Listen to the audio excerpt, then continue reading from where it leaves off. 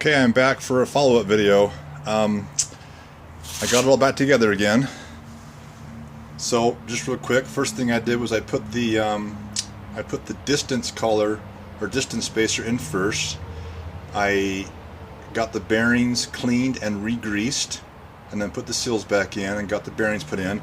I put in this bearing first, and then put in the bearing retainer, and then tightened it down.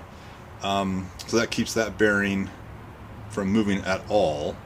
And then, oh, and I was going to say too, I used my axle with some spacers as a press to be able to pull the bearings in without having to use a hammer and stuff.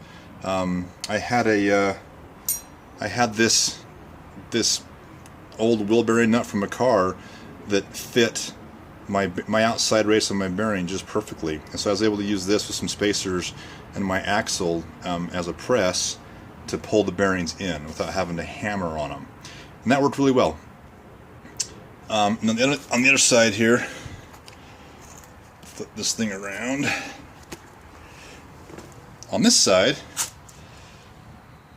take this out, and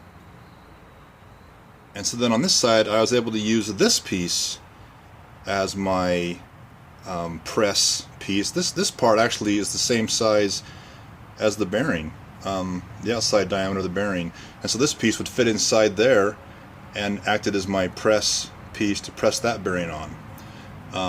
Worked out really smooth. Once again, I used my axle as my press.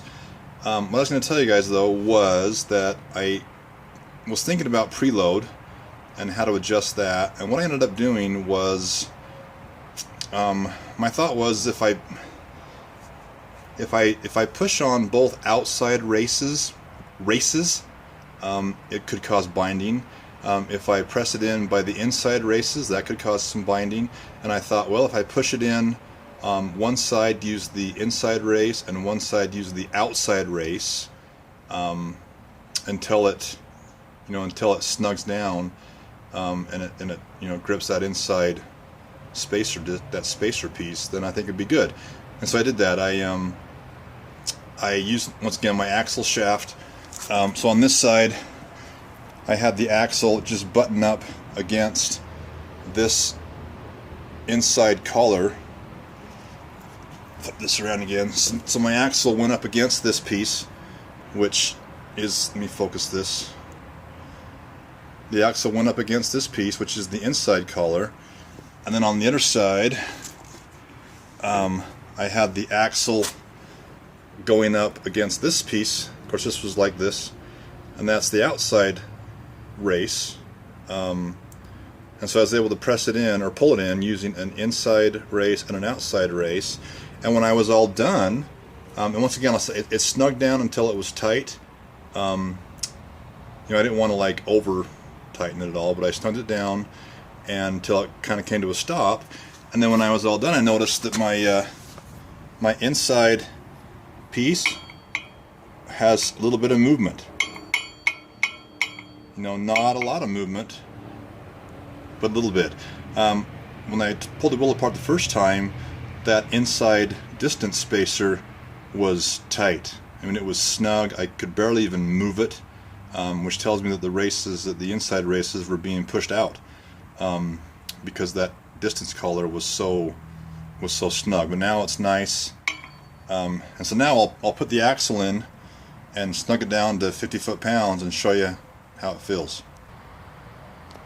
Okay, so now I got the axle in with some spacers on both sides to simulate the swing arm and stuff. But anyway, the axle's in, tightened to 50 foot-pounds, and it turns really nice. It's nice and easy.